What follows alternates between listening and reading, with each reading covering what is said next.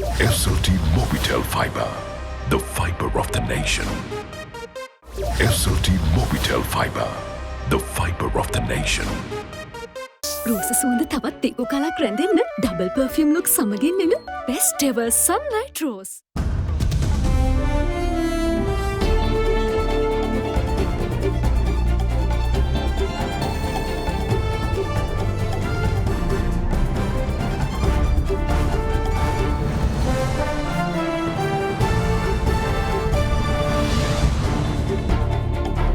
Tonight, get ready.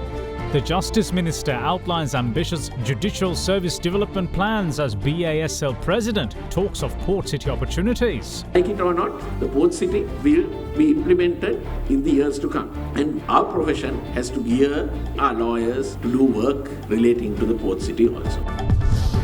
Action plan. Tamil-speaking parties announce intentions to submit a set of common proposals on the 13th Amendment to the government and the international community. Missed the bus. The Samagi Janabalavega chides the government for too little too late on an IMF bailout. What a find. Sri Lanka unveils another mega blue sapphire named the Queen of Asia, tipped as the largest in the world. All that and much more coming up on First at 9.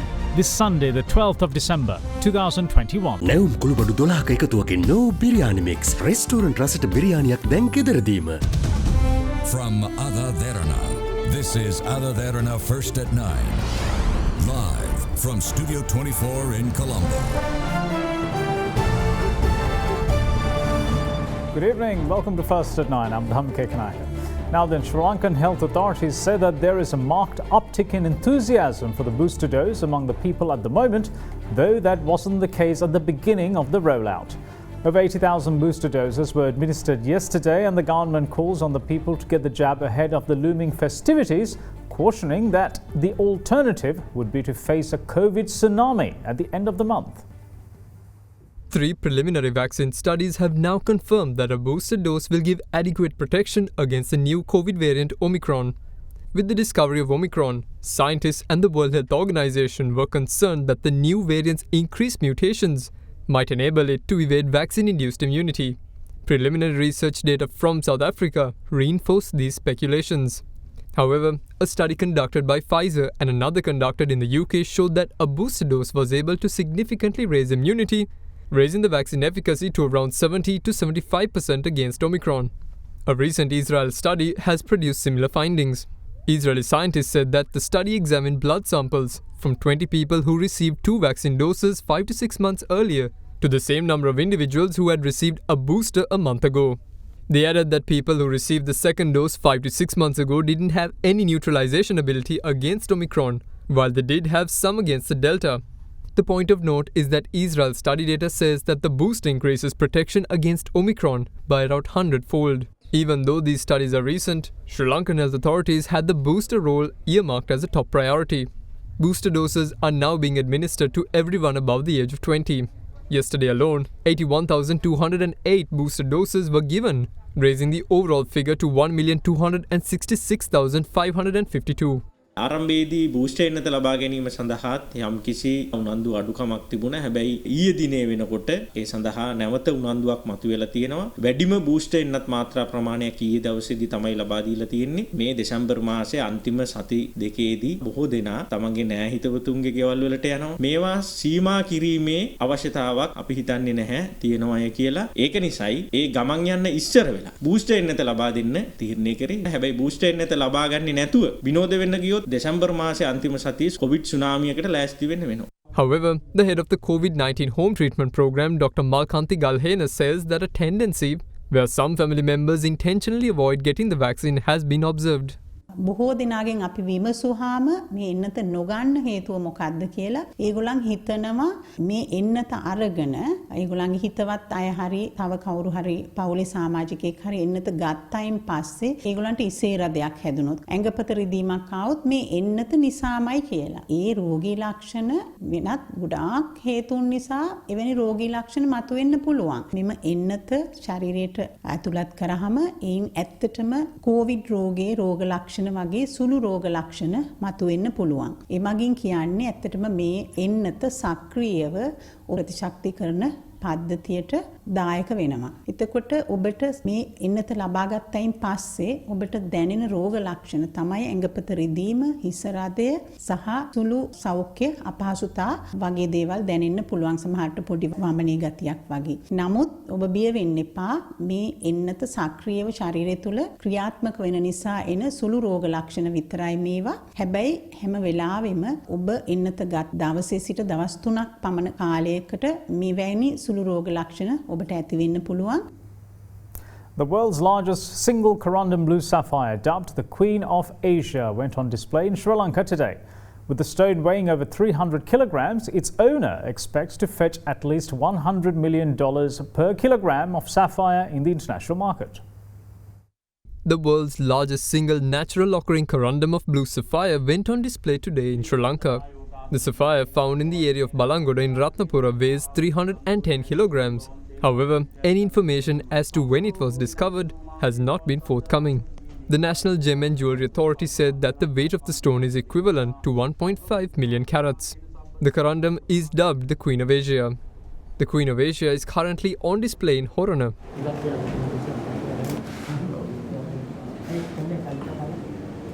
අපි කලින් එක හඳුන්වලා දුන්නේ star crystal එකක්. ඒකේ star crystal මුළු ගල පුරාටම තියෙන්නේ ගල් පොකුරක්. මේක අර වගේ නෙමෙයි තනි ගලක්. මේක තමයි ලෝකේ තියෙන ලොකුම මේ බර තියෙන කොරන්ඩම් ගල. පිටරට තියෙන ලොකු මියුසියම් එකකට තමයි මේක වටිනාකම තියෙන්නේ. The corundum blue sapphire is owned by Chamila Suranga, who is a gem explorer. අපි මේක ලෝකෙට මේ වෙලාව ඉදිරිපත් කරන්න තීරණය කරේ දැනට මේ ලංකාවේ තියෙන ආර්ථික ප්‍රශ්න නිසා අපි විශ්වාස කරනවා මේක ඉහළ ගැනුම් කරුවෙකුට ලබා දෙන්න ලෝකේ. දැන් මේකේ කිලෝ 310ක් තියෙනවානේ. ඒකට අපි 100.3යි එකක සම්භාවිතාවක් ගත්තොත් කිලෝ එකක් මේකේ ඇතුලේ බ්ලූ සෆායා තිබ්බොත් ඩොලර් මිලියන 100ක් විතර වගේ වටිනාකමක් ඒ කිලෝ එකට දෙන්න පුළුවන්. All political parties representing the Tamil-speaking community have unanimously agreed to draft a set of common proposals with regard to the 13th Amendment to the Constitution and present it to the Sri Lankan government, the Indian government and the international community after the 21st of this month. The proposals are set to include demands for the holding of provincial council elections in the north and east and full devolution of power to the councils as per the 13th Amendment. Following a meeting of political parties representing the Tamil-speaking communities in the country, a press conference was held today to announce the drafting of a set of common proposals that are set to be presented to the government after a final meeting on the 21st of this month. Addressing the media today, Samaga Janabalawege parliamentarian Mano Ganesan added that the proposals will also be presented to the Indian government and the international community as well. එකමුතු ලංකාව තුළ සිංහල සහෝදරවරු සමග එකමුතුව ඒවගේ සමානත්ව ජීවත් වෙන්න අපි බලාපොරොත්තු. මේ රටේ පවතින බෙදුම්වාදය, අන්තවාදය, ජාතිවාදය, ත්‍රස්තවාදය, රාජරස්සවාදය අවසන් කරමින් අපි ජීවත් වෙන්න බලාපොරොත්තු. 13 වෙනි සංශෝධනය ගැන අපි වැඩි දුරට සාකච්ඡා කරා. 13 වෙනි සංශෝධනය කියන්නේ අපේ අවසාන බලාපොරොත්තුව නෙවෙයි. ඒකට යන්න ඕන. නමුත් 13 වෙනි සංශෝධනය කියන්නේ දැන් මේ රටේ ව්‍යවස්ථාව තුළ තියෙන නීතියක් ඒක. අලුත් දෙයක් නෙවෙයි ඒක. ඒ නිසා අපි ආණ්ඩුවට කියනවා කරුණා කරලා ඔන්න ලංකාණ්ඩුවේ තුල අපි ව්‍යවස්ථාවේ තියෙන නීතිය ක්‍රියාත්මක කරලා දමිළ භාෂා කතා කරන ජනතාවගේ හිත සිත දිනා ගන්න කියලා ආණ්ඩුවට අභියෝගයක් එල්ල කරන්න කැමතියි අපිට. Also speaking at the media briefing, Samagi Janabalawege MP and Sri Lanka Muslim Congress leader Rauf Hakim urged the government to immediately hold elections and devolve power to the provincial councils according to the 13th Amendment to the Constitution. දැනට බලය බෙදා හැරීම පිළිබඳව තියෙන 13 වෙනි සංශෝධනය ක්‍රියාත්මක කිරීම පිළිබඳව මේ රජය දැනට අනුගමනය කරන ක්‍රියාමාර්ගය පිළිබඳව අපි ඊටාම කනස්සල්ලෙන් පිළිකුලෙන් බලා සිටිනවා. ඊටාම ශීඝ්‍රයෙන් මේ 13 වෙනි සංශෝධනය පිළිබඳ ඒකට අදාළව මැතිවරණයක් පවත්වා දැනට අක්‍රිය වී තිබෙන පළාත් සභා ක්‍රියාත්මක කිරීම ඊටාම වැදගත් බව අපි අවධාරණය කරනවා. ඊට පරිබාහිරව මධ්‍යම ආණ්ඩුවෙන් නොයෙකුත් උතුරු නැගෙනහිර ඉලක්ක කරමින් පත් කරලා තියෙන ජනාධිපති කාර්යසාධක බලකා කියන නාමයෙන් ඒ ප්‍රදේශයේ වැසෙන ද්‍රවිඩ භාෂා කතා කරන ජනතාවගේ අයිතීන් පිළිබඳව නොයෙකුත් ඇඟිලි ගැසීම් සිදුවෙන්න පුළුවන් කියන අවදානම් තත්වයකුත් පවතිනවා. විශේෂයෙන්ම ඒ මුලින් පත් කරේ සම්පූර්ණ මුලිමනින්ම කිසි විටක ද්‍රවිඩ භාෂාව කතා කරන කෙනෙක් නැතුව තමයි ඒ බලෑනි පත් කරේ. දැන්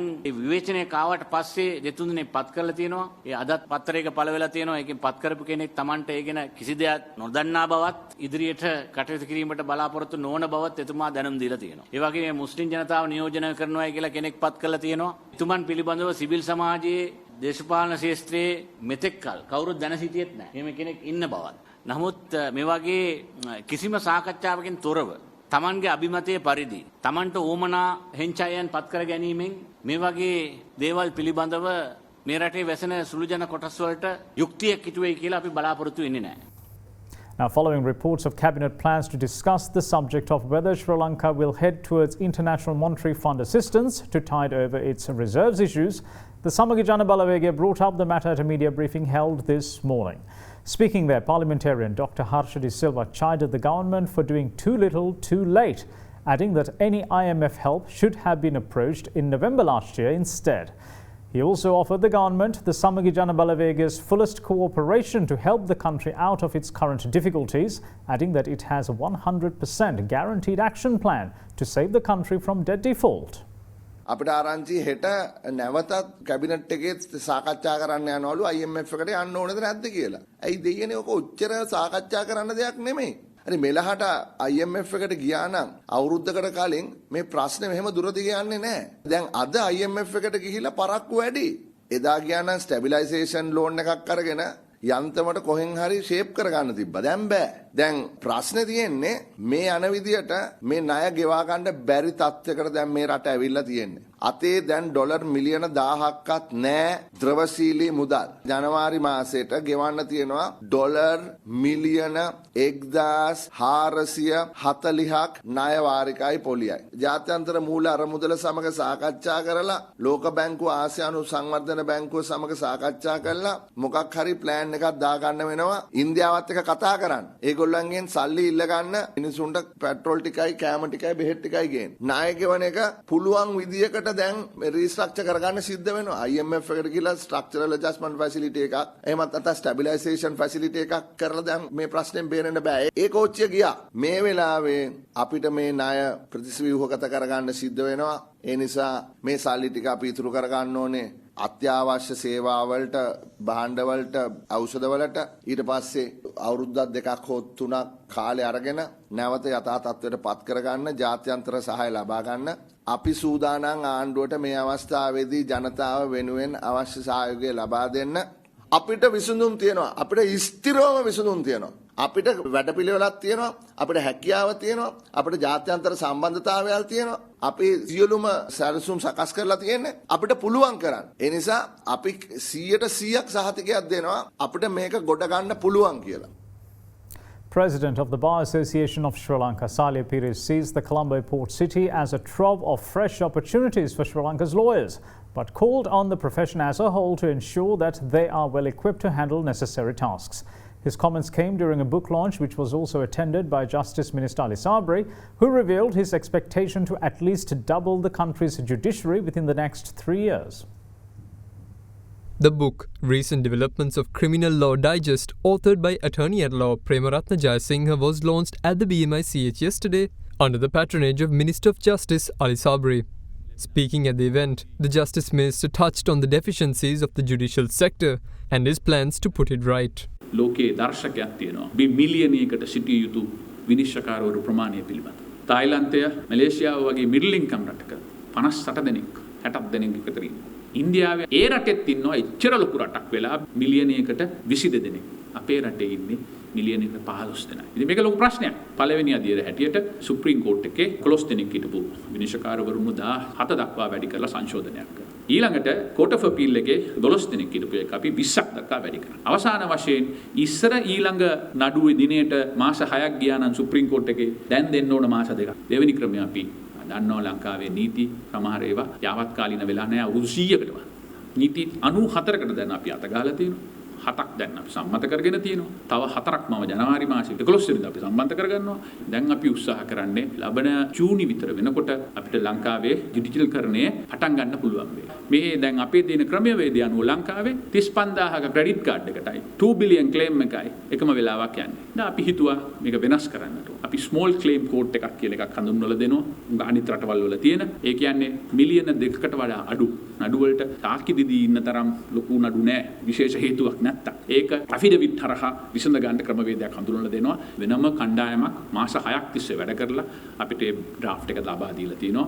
ඒකෙන් අපි බලාපොරොත්තු වෙන්නේ දිශාධිකරණයට තියෙන ඒ ප්‍රෙෂර් එක අඩු කර. උඩින් තියෙන නඩු ටිකට අපි ඉන්වෙස්ටර්ස් කෝට් කියලා 100 මිලියන් වලට වඩා වැඩි නඩු වලට අපි දන්නවා කොහොමත් පෝට් සිටි එකකින් එක කිව්වා දිනෙන් දින නඩු වහන ක්‍රමවේදයක් හදන්න ඕන කියන එක. අපි ආඩම්බර වෙනවා ගිය සතියේ කාලයකට පස්සේ මහේස්ත්‍රාත්වරු 46 දෙනෙක්ව බඳවා ගැනීම සඳහා JSC එක කටයුතු කරා. මම හිතනවා ඊළඟ අවුරුද්දේ ඊළඟ වතාවටත් තවත් 50ක් විතර බඳවගෙන අපේ බලාපොරොත්තුව ඊළඟ අවුරුදු 3 ඇතුළත ජුඩිෂියරි එක තිබුණු තත්ත්වයෙන් අවම වශයෙන් දෙගුණයක් කරා. එතකොට මිලියනයකට 25ක් 30ක් පමණ කරන්න අපි බලාපොරොත්තු වෙනවා. Almost all of us had a senior to guide us. But today, there are many juniors who are coming who do not have a senior to guide them. It is important that we recognize the junior members of our profession. The future of this profession will depend on the junior members of the legal profession. And it is important that they be recognized, that they be supported in court. Already, many other countries such as Malaysia, have almost completed the process of court automation. And I think we cannot fall behind. Whether we like it or not, the port city will be implemented in the years to come. And our profession has to gear our lawyers to do work relating to the port city also. So there are new avenues coming. We will see you shortly. Bear with us.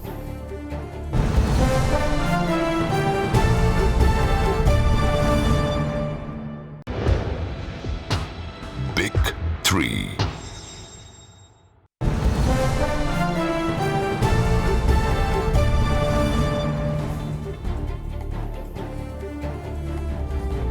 Welcome back. You're watching First at 9. Now, the provincial government of Punjab in Pakistan is said to have decided to hold the trial of the accused in Sri Lankan Priyantha Kumara's lynching in Sialkot within prison premises. Media reports say that the decision to hold the trial inside the prison was reached after a meeting of the prosecution team and the Punjab government. The prosecution had asked the jail administration to make the necessary arrangements to conduct the trial, with the police also saying that they have been directed to complete the necessary legal procedures and submit the completed documents to the court as soon as possible. On the 3rd of this month, Priyantha Kumara was brutally lynched and his body set on fire by a mob in Sialkot. On Wednesday, the 8th, the Punjab police arrested 8 more suspects for their primary role in the lynching. Among them is a suspect identified as Imtiaz, alias Billy. He is said to have tortured Kumara and desecrated his body.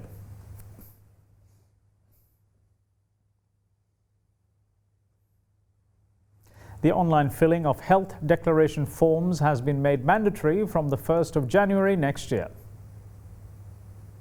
In a communique, the chairman of the Civil Aviation Authority said that all travellers arriving in the island via airports will have to mandatorily fill online health declaration forms individually and upload the relevant documents prior to boarding.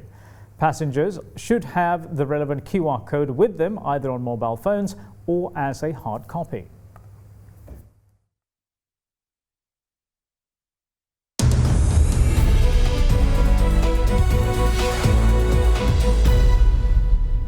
Following last week's market rally, analysts are predicting next week to follow in the same vein, with retail volunteer or favourites and penny stocks expected to continue the upward trend. Investors' sentiment is also expected to be high, with turnover around 4 billion rupee level as well. Now, with that, here's Dimantha Matthew with the market forecast for the week ahead. Looking at the upcoming week, we feel that there will be some sort of positivity in the market coming from last Friday's strong uptrend in the market. So basically that is likely to help with the confidence levels of investors, and we feel that buying interest and investor sentiment will be more concentrated on the retail favorite counters and some of the speculative counters that have got activated, especially some of the key penny stocks also that are there in the market are likely to move with this rally that is there in the market. So we saw this on last Friday as well, and we think that trend is likely to continue in the upcoming week, and that is likely to help the overall index also move upwards, and transactions transactions and the market turnover is likely to be very healthy, continuing in the range of 5 to 7 billion, and that is quite a healthy level and a level with a lot of activity with strong retail commitment in the market. So we think that trend is likely to continue, and the upward trend that is likely to be there in the market is also likely to support that fact. Join us again on the other side of this break. Stay with us.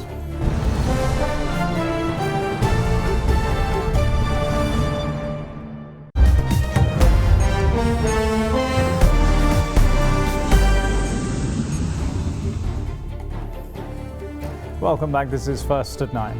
Now then, some 100 people are feared dead after a series of tornadoes ripped through Kentucky in the United States. Experts say that the tornadoes of this magnitude are highly uncommon this time of the year. The tornadoes, however, hit as people slept in the night. A devastating storm of tornadoes ripped through 6 US states, killing more than 70 people in Kentucky, leaving a trail of destroyed homes and businesses along a path that stretched more than 200 miles. The death toll kept rising, with some reports putting the number at 83. It is feared that at least 100 people might be dead. The powerful twisters, which weather forecasters say are unusual in cooler months, demolished a candle factory, and the fire, police stations in a small town in Kentucky, tore through a nursing home in neighboring Missouri and killed at least 2 workers at a warehouse in Illinois. In western Kentucky, tornadoes derailed a train in the Hopkins County. 2 train cars appeared to be separated from the rest of the train as the engine and other cars stretched about half a mile down the tracks. The genesis of tornado outbreaks was a series of overnight thunderstorms, including a supercell storm that formed in northeast Arkansas.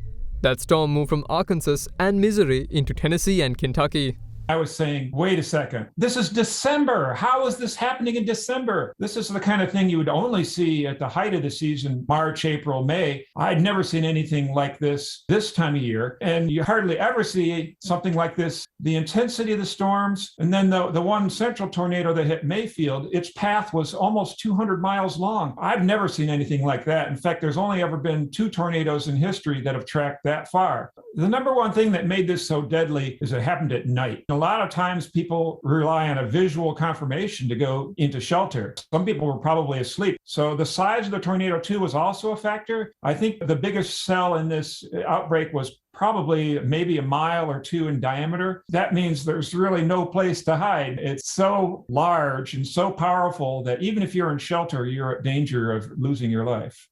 US President Joe Biden approved an emergency declaration for Kentucky and said that the disaster was likely one of the largest tornado outbreaks in US history.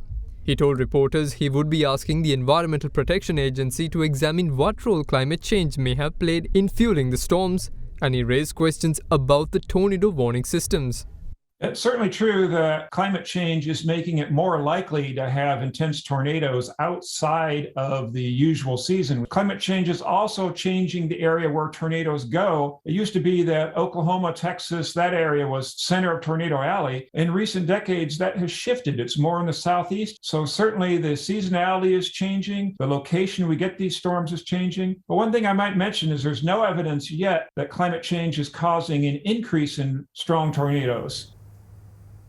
Pope Francis, in his first comments on the tensions between the West and Russia over Ukraine, called for serious international dialogue to resolve tensions and urged both sides to avoid an armed conflict. Addressing thousands of people in St. Peter's Square for his noon blessing today, the pontiff offered his prayer for Ukraine, its people, churches and religious communities for tensions to be resolved through serious international dialogue and not with weapons. US President Joe Biden yesterday said that he had told Russian President Vladimir Putin that Russia would pay a terrible price and face devastating economic consequences if it invaded Ukraine. Ukraine has accused Russia of amassing tens and thousands of troops in preparation for a possible large-scale military offensive, which Russia denies, while accusing Ukraine and the United States of destabilizing behavior. The pontiff, who has often called for disarmament and a ban on nuclear weapons, said he was very pained by a recent statistic he read, which said more weapons were manufactured in 2021 compared to last year. Dozens of Santas and Christmas angels rode their colourful motorcycles through Berlin yesterday to bring joy to children and keep the Christmas spirit alive. Armed with the prerequisite beards, presents and red bags, Santas on motorcycles, scooters, quads and even trikes toured the city to deliver presents to people in need as part of an annual tradition. Some of the participants revealed that the event was something the people were looking forward to as they drove through several parts of the city for the 24th year. Not all participants wore Santa outfits, however, with some choosing other costumes such as Christmas trees and Christmas angels.